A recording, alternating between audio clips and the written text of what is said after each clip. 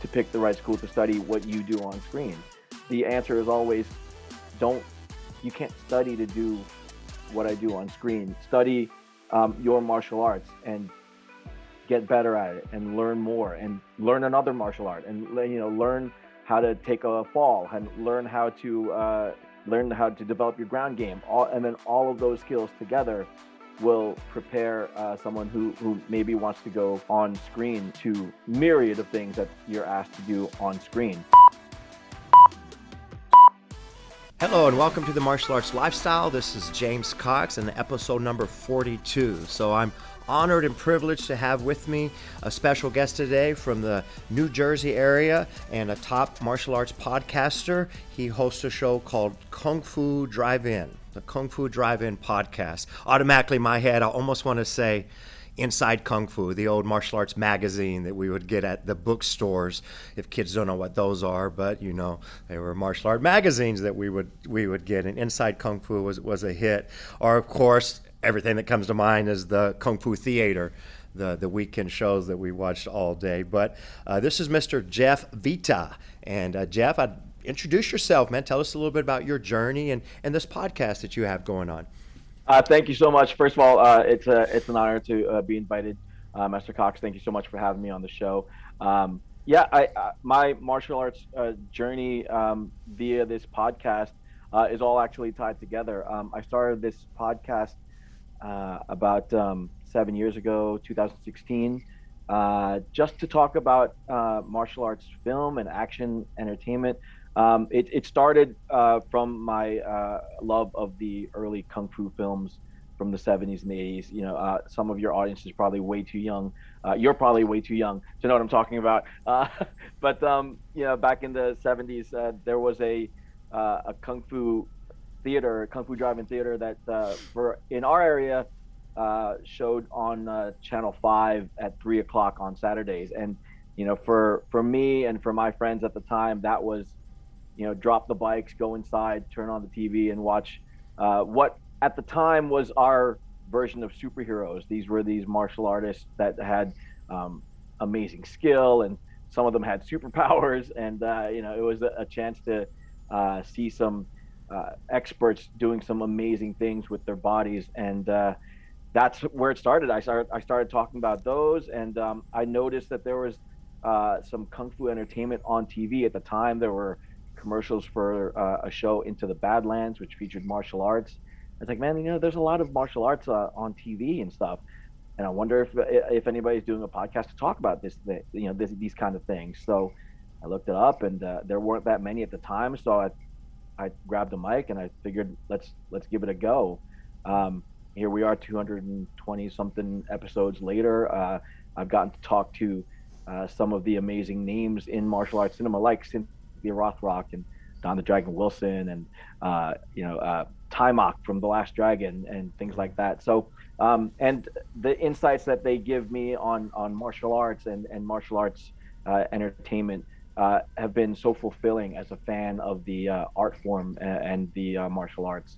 So I'll keep going as long as people will keep talking to me, and I get to meet people like you, Master Cox. So again, thanks for having me on. Yeah, no, man, well, welcome. I was a kid, but I grew up around some of that Kung Fu theater, and it's where the voices didn't match the moves, right? Everything, how it was edited, and man, just amazing Chinese martial arts where people, found out what Kung Fu was, and so much of the extreme practice, so some realistic, some maybe exaggerated, but that was some cool times and good memories, and it brought people into martial arts schools like so much of Hollywood and movies do. I see it all the time. I see it daily, where even from early on, where Bruce Lee, of course, field martial arts schools. I think it gave adults a look on how they could do martial arts, and of course weapons. Everybody wanted to pick up or hand make a pair of nunchaku, right? However they could make nunchucks and try to be the next Bruce Lee. I remember when Karate Kid #1, the original Karate Kid, came out, and that's what educated parents, I believe, on that martial arts actually taught life skills. That somewhere behind, because before that, I think it was so much on the physical, on the fighting, and even a little more adult oriented. Because again, impact of Hollywood and movies. But Karate Kid came out originally, and I think it taught that, man, this has a lot of personal development behind it, and that it taught more than fighting, And then it moves on. I think Taibo, although it wasn't necessarily movies, but it introduced it to fitness and put some music behind and just have fun. And you had aerobic instructors all over the world doing martial art-ish stuff, and for physical fitness. Power Rangers, Ninja Turtles, and now I deal with a lot of Cobra Kai. I was telling you, I had a kid who came in yesterday. This was a 6-year-old boy. I was like, should he be watching Cobra Kai? I don't know. Maybe, maybe not. But he wanted to join martial arts because he was a big fan of Cobra Kai, and he showed me a couple of moves that he learned from Cobra Kai. And so what's your thoughts on the impact to martial arts, the business, the schools from Hollywood, the movies, and I mean, are there pros and cons? Do you?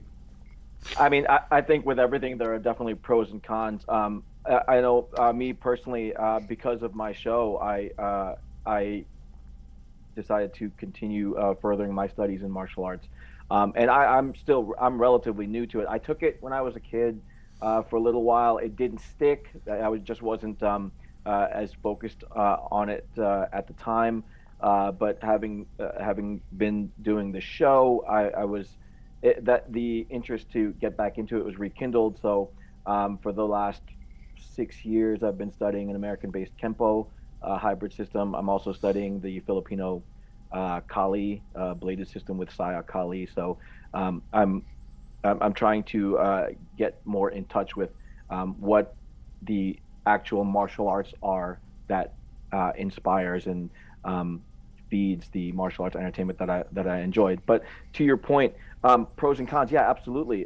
What you see on screen is not necessarily what you actually learn in the dojos, right? And is that does that give students a false set of expectations when they go into the gyms to start training? Yes, maybe, but once the students get in there and start experiencing what the martial arts really is about, and again, a lot of this falls on the instructor to get that lesson across to the students, right? But those flashy moves are great, but that's not the point of studying the arts, right? You learn discipline and honor and control and focus and things like that are more important to you day to day than being able to do a Hong Kong spin with a back kick and so on, right? Are those moves cool to see? Absolutely, they're cool to see. They're great to see on screen. But once you get in there and you study the fundamentals and the basics, and you develop as a student and as a martial artist, then you can start to appreciate how it gets depicted on screen and what makes it so cool for fans, right? And on my show, I talk to a lot of fight coordinators and fight choreographers. It's their job to translate the martial arts that they learned into this dynamic, larger than life product that gets displayed on screen, on TV, and in film. But they always come back to the fact that it's what they learned on the mats that informs what they show on screen. If you don't have those basics, if you don't know what you have to do with your body, you won't know how to stretch those limits and make it look amazing on screen. So the expectations may be out of whack when they first start, but if there's a good communication between the instructors and the students, that respect develops, and then it grows from there. Mm-hmm. Yeah, definitely. I agree. I mean, I love your passion for what you're doing, and it's awesome that you're back in active in your martial arts study. And the American Kempo, the Kali, is very similar to some of our background that we do here as well. So keep at it for sure. I do think people come to martial arts for a lot of different reasons, and maybe they're not even sure really why, but then as time goes by, they find a deeper reason, right? Once they start getting the benefits and the results from that.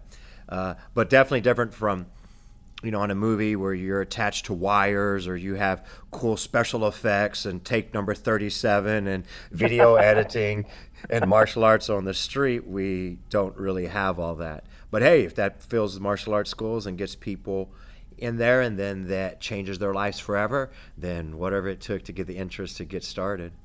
Yeah, I Right, for imagine there's a sure. lot of drop off for those kids that or for those students that go in there expecting to be able to stick to walls right after the first class.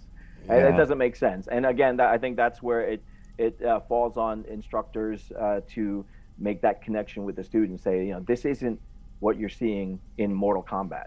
It doesn't work like that. You're not going to shoot fireballs out of your hands, but you are Mm. going to learn. You are going to get stronger. You're going to learn to focus. You're going to learn to be more disciplined. Like I said, I got back into it late. I've only been studying for what 6 years now, and I'm 50. So I started very late, and there are days where my knees refuse to Yeah. refuse to do what I ask of them. But with what I'm learning and practicing, it's a matter of making myself stronger and making myself more focused and pushing through those perceived barriers and getting the most out of that study. Hmm. Yeah, good martial arts training. There's the pros and cons in that as well, and the wear and tear and the casualties of the trade, I guess, on the effects with your body. But in the long run, man, it can be good rehab, good therapy, and it can keep you younger, 100%. I know so many grandmasters in martial arts in their 70s and 80s, and they literally look and move like they're 50. Yeah, yeah. So yeah, I just want to continue doing that. What made me think of is I remember growing up, my mom was a big fan of wrestling on TV. Not Olympic Greco-Roman type wrestling, but the entertainment. It was a WCW or what was it, WWE? Yeah, Yeah. whatever. All the different wrestling organizations, and we're in West Texas, so that was really big back in the day, and it still is. But you could not tell her and a lot of other people that it was not real, and they were serious that was real fighting, you know, and definitely we know the difference. Although I respect the athleticism, the entertainment, the acting skills. I mean, hey, it's a successful business, and these guys are very trained athletes, some more than others, and in different aspects of it.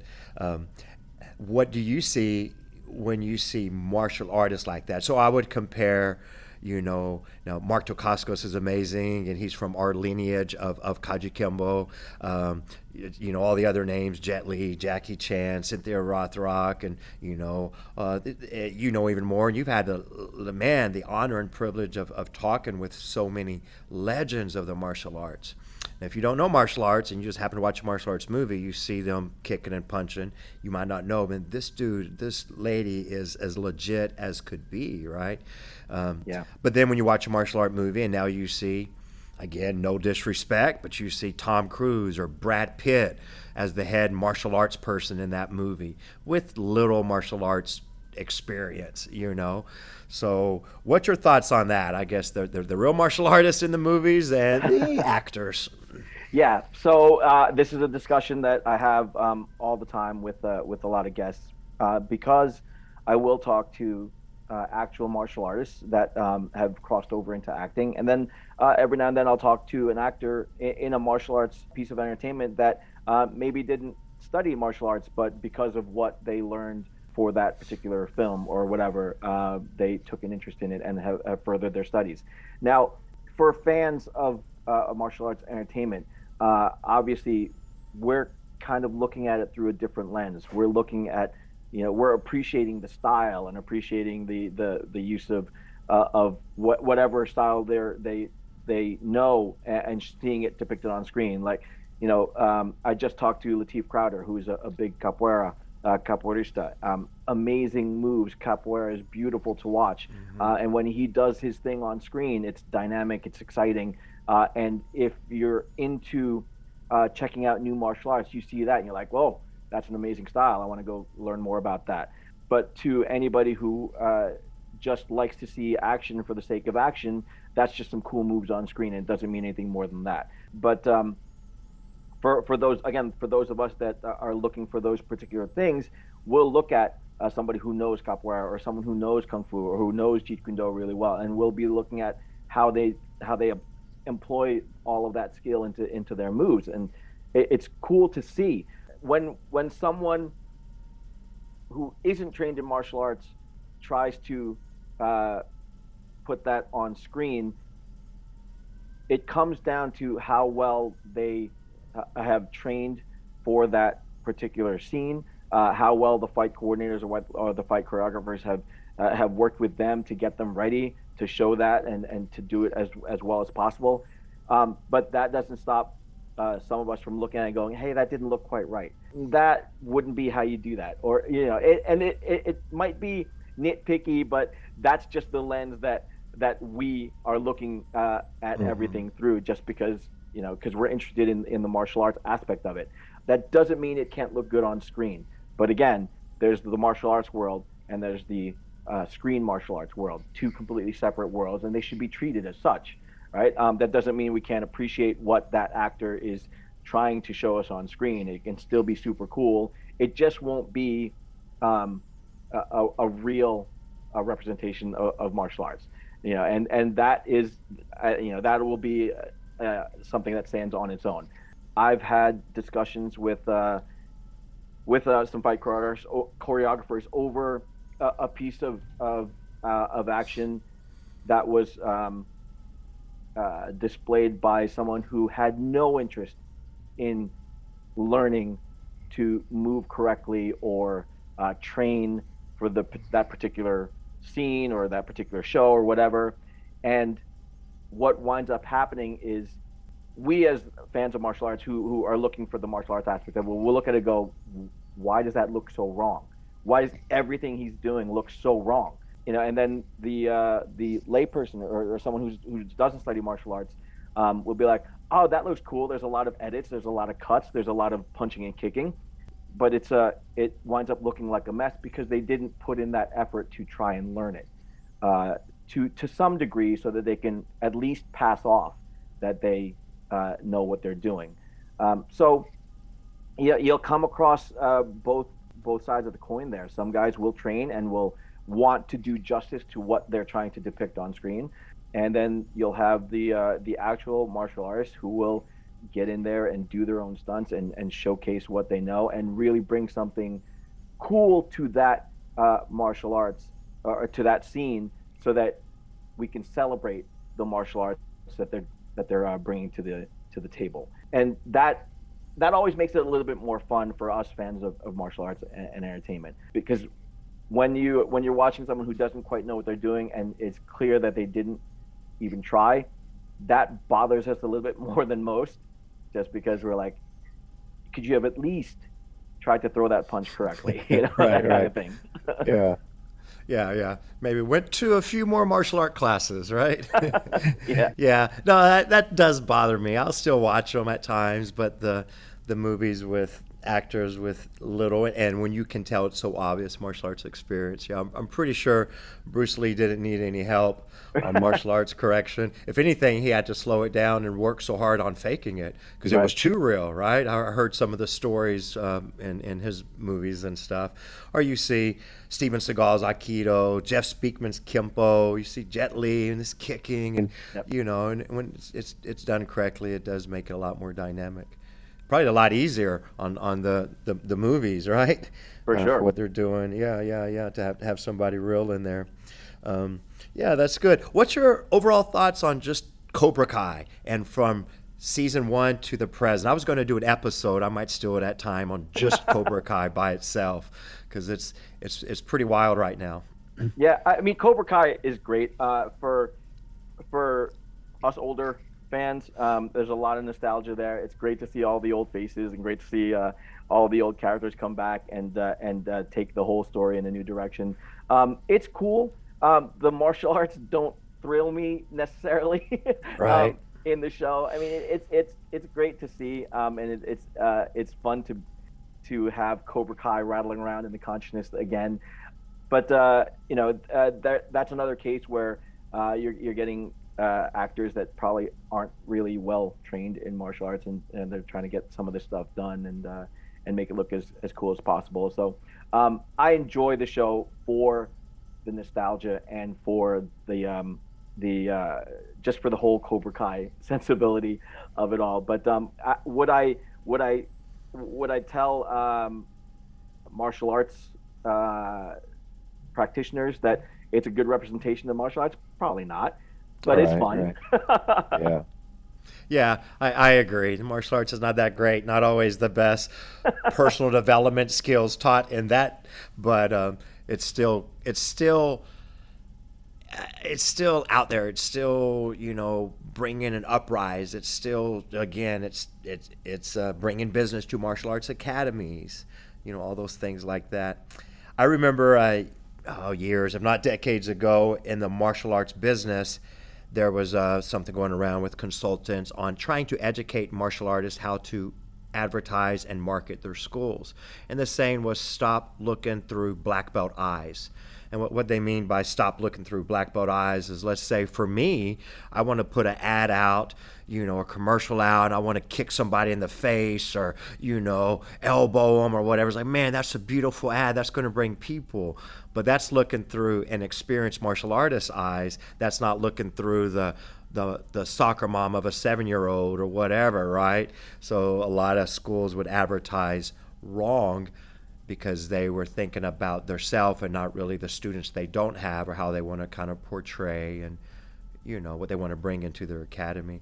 And so that can kind of go both ways, how a martial artist can have the empathy and kind of look back, as well as the other way around, remember where you came from and Yeah, what you were before you had that experience of a martial artist, right? Yeah, Yeah. yeah, to judge so quickly, I guess, on how horrible a kick is, but then to maybe remember, well, it's just an actor with a little experience, but the concept of what they're getting across could be good, or like you said, just straight up, entertaining, yeah. right? It's interesting because when I was growing up, I grew up in Newark, New Jersey, and again, at the height of the kung fu craze in the 70s and 80s, everybody was kung fu fighting, the famous song, and Uh-huh. literally everybody was. I remember ads popping up all over the place in newspapers. This was still newspapers time, so but schools would pop up that seemed to rip their advertising right from the Saturday afternoon Kung Fu Drive-In Theater shows. So, and there would be no way to judge whether these schools were any good or not. But the advertisement would be, learn snake venom style, or learn monkey kung fu, or learn floating ghost style. All kinds of these crazy, probably made up kung fu styles because they were feeding off of the kung fu era energy that was all over the place, and it was just a way to get students to check out the school. Now, whether or not they were real schools, I don't know. I never went to check out any of those schools because they sounded a little iffy to me. But I'm sure there were a lot of students that just watched the five deadly venoms and was like, you know what, I want to be able to stick to a wall like the lizard, or I want to be able to move my hand around like this and make those snake noises. And I'm going to sign up at this school and I'm going to learn that, and I'm going to go out and I'm going to kick some butt. Yeah, right, right. Yeah, that advertising, I remember things like that, and it still happens. But because I guess people don't know, they don't know. And if it's popular, if it's the topic at hand, if it's just a popular thing, then they're going to use that to kind of, fake some advertising. Where I see that most nowadays is with MMA, is with UFC. I'll get the calls. Hey, do you teach UFC? You teach UFC? What does that mean? But they really believe that UFC is, I guess, a fighting art, and is it? Is it not? I mean, mixed martial arts, and no, that's a whole entire topic. I'd like to be curious to see your thoughts on, mixed martial arts, cage fighting, UFC, its impact, because very similar. There are people that get in that cage that are legendary martial artists, lifelong, amazing technicians, as well as just some street fighters with a little athleticism. Maybe they did a little boxing, did a little wrestling or jujitsu, and they can prevail for quite a while. It's like most things usually towards the highest levels, then, skill and technique definitely matter more, along with good condition and everything. But yeah, I think UFC, MMA today has done a lot of that of advertising. I see MMA schools opening all the time, and I see them closing all the time. But they try to jump on that bandwagon, and they'll run ads or commercials.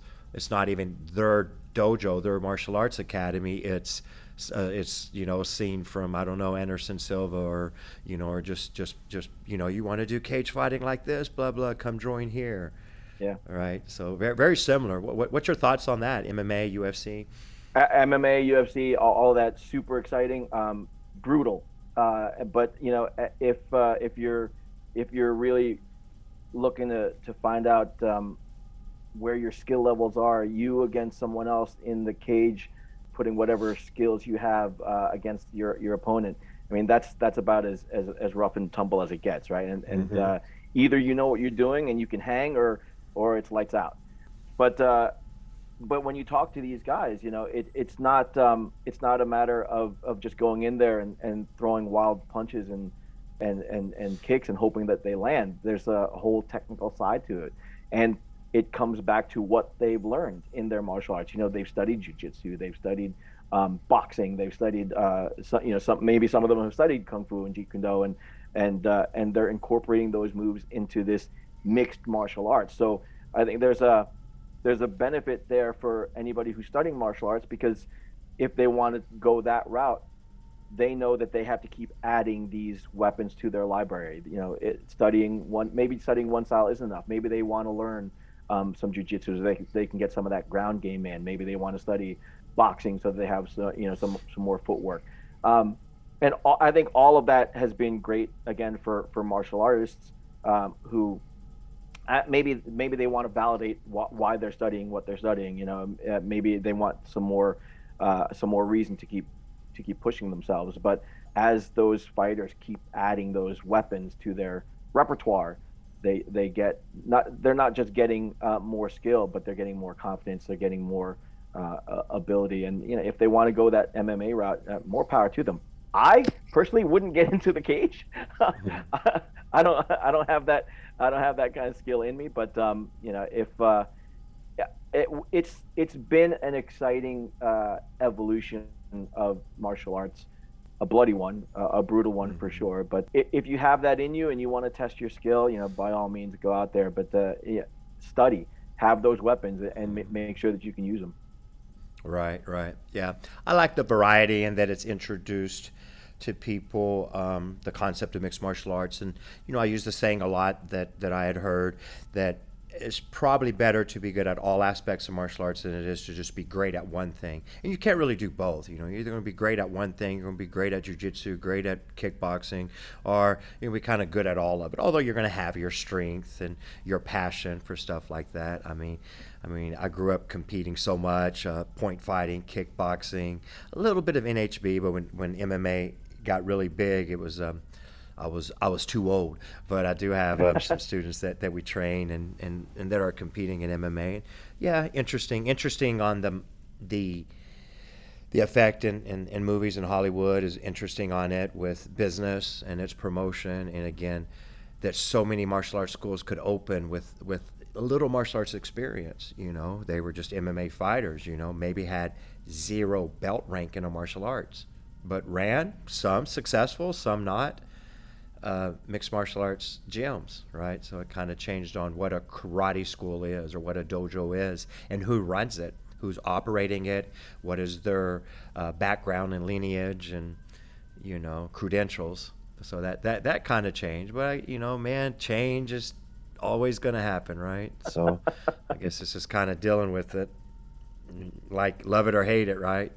Yeah, and that comes up in conversations that I've had too. Inevitably, some aspiring martial artists will ask some of these guys, how do I choose a school? What do I need to do to pick the right school to study what you do on screen?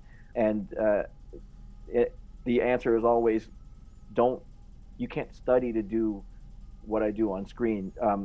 Study your martial arts and get better at it and learn more and learn another martial art and learn how to take a fall and learn how to learn how to develop your ground game, and then all of those skills together will prepare someone who maybe wants to go on screen to have that wide variety of skills so that they can do the myriad of things that you're asked to do on screen. There's always that concern that you're going to go to a school that won't teach you um, that won't teach you well, or that'll rush you through the system just to get the black belt and then pump you out.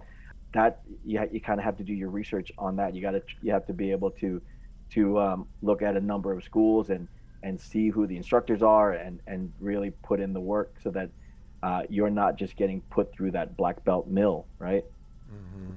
Yeah, yeah, and you shop around like kind of like buying a car. I mean, martial arts is can be a big investment, and you know, if there's many people that have did a martial arts class and never did another one, was that experience that bad that it turned them off? So now where they feel that every martial arts school is like that, right? So shop around for sure. Yeah, that's what we always say. Or, or it's like eating food. Maybe Italian is your favorite, or maybe this or what, right? So you just kind of find that personal preference and that variety of what works better for you on a martial arts style or on a school. And I like the mixture. That's for certain. So in the podcast you've done, man, I mean, what are some of the biggest lessons or the things that you've learned from the people? Even I don't know, you say your favorite, most empowering or inspiring guest that you've had? Oh, just having the guests to talk to, everyone is inspiring, and every one of them has given me some insight into martial arts and the entertainment world. I like being able to pick their brains for all of these different insights, but all of them to a person always credits what they're able to do now with what they took the time to learn in their past. They some of them started when they were young with a martial arts class, and none of them at least initially thought that martial arts was going to be a way to get into entertainment. But as they developed their skill and as they made contacts and as they went out into the world, the fact that they knew martial arts opened up more of the world to them in terms of film and entertainment. Because if you are accomplished as a martial artist, stunt coordinators, stunt choreographers will be looking for that kind of skill because they can use that on screen. You know how to move your body in space. You know how to take a fall. You know how to throw a punch. You know how to control a punch so that you don't throw it and land it and cold, knock out someone. You know how to throw a kick and have it look amazing. But all of that is based on what they learned in the past on the mats. And they all of these skilled martial arts practitioners that have parlayed it into something in the entertainment world always go back and say, without that training, they couldn't do what they do. And then I'll talk to them about it, and I'll ask them, do you still train? Of course they still train, because as a martial artist, you're always a student, right? You're constantly learning, and it's to their benefit as martial arts entertainers to continue to train, because as the martial arts develop, as the films develop, they'll ask for more things. So you keep training so that you can keep, again, adding those weapons to your repertoire. You can add another style. You can do something else. You can train a different style, something that you're completely unfamiliar with, so that it opens up your skill set to people looking for different things. Tricking is a skill that was born out of capoeira and a lot of other martial arts styles. So, and that has become its own business. There are tricking competitions all over the world now, uh, Mm-hmm. and those guys have all studied martial arts to some degree or another, and they use some of those skills in these tricking competitions. So, with as many forms of martial arts entertainment that are out there, all of it comes back to having that interest sparked at some point in their lives, maybe by Bruce Lee, maybe by Jet Li, maybe by the Five Deadly Venoms, maybe by watching Cobra Kai. But as long as they had that commitment to study and learn and develop, it just gave them more opportunities to use that elsewhere in their lives. Now, a lot of us aren't going to go into the movies. Most of us are not going to go into the movies. But what we're learning in martial arts is going to benefit us later in life, in business, in relationships, in what have you. So that's the one lesson that comes out of everybody that I talk to. When they look back at how they got their start, it comes back to making the choice to stick with it and keep adding to their skill set. Right. Yeah, no, I love that. So true. Martial arts, you don't know what's going to really come from it, but regardless, it in itself is amazing. It's just lifelong benefits and value and just priceless stuff. But that's good to know, and for younger people to hear the possibilities and where these superstars came from. Well, they came from the martial arts mat, right? And developed good basics, was able to go from there, evolve. But there is an opportunity. There's a very small opportunity for a football player to make it to the NFL, but there is an opportunity. But there's also other avenues, if it's coaching or running of, fitness seminars or whatever it may be, right? So similar with martial arts, where it gives abilities to branch out. Yeah. Oh, and you talked about tricking. Man, today what these young sport karate guys are doing, it's insane, isn't it? I competed in a ton of sport karate tournaments, and, and now they're doing double bow staffs, double swords. The entire form, they're upside down more than they're on their feet. Yep. High-level gymnastics with a combination of parkour and just the agility with weapons and spins, releases and catches. It's crazy. Yeah, what they are doing today. Yeah. And one of the cool things is for people who don't think martial arts is as widespread as it really is, you can point to something like Star Wars and say, I bet you didn't know that there was martial arts in Star Wars. And Darth Maul with that double lightsaber, spinning it around and doing all that, that's not just made up out of nothing. And Donnie Yen was in the Star Wars franchise as well, and he brought that whole martial arts aspect to it. John Wick, everything that he does, he studied Sambo, so to get that fighting style down and all of that. It's out there. It might not be as recognizable to the audience members who don't look for martial arts, but you can point to any action film and say, there's a martial art in there. You want to learn it, go out and learn some martial arts. Yeah, no, that's a good point. I love it. Well, Mr. Vita, man, it's a great conversation. You have anything to close with? Anything that you would like to add? Just for anybody who's looking to get into martial arts, you're never too old. I started when I was 46, 45, 46. And I picked it up from when I was a kid again. But the point is, I did decide to go back into it, and I have been doing it since then. You're never too old to get started. It's not something that you should think is closed off to you because of your age. Go out there and study it just to better yourself. Don't think you're going to stick to walls. It's not going to work like that. But go out there and make yourself stronger, make your mind stronger, make your spirit stronger, and go out there just to see what you and your body can do, because you'll surprise yourself. Yes, sir. 100%. I agree. Well, let's do it, world. Martial arts is life. Get in there. Let's do it. But there is something for everyone. I've taught ages 3 to 73. And you're going to get out of what you put in it, of course. But, definitely some guarantee of some results there. Well, guys, if you haven't, be sure you go and follow, subscribe, like, comment, share, do all those cool things with the podcast Kung Fu Drive-In with Mr. Jeof Vita. And we really appreciate you, sir. Thanks for coming in. And let's stay in touch. We'll talk soon. It's an honor. Thank you again for having me, Master Cox. I appreciate it. Yes, sir. Thank you. You guys have a good one.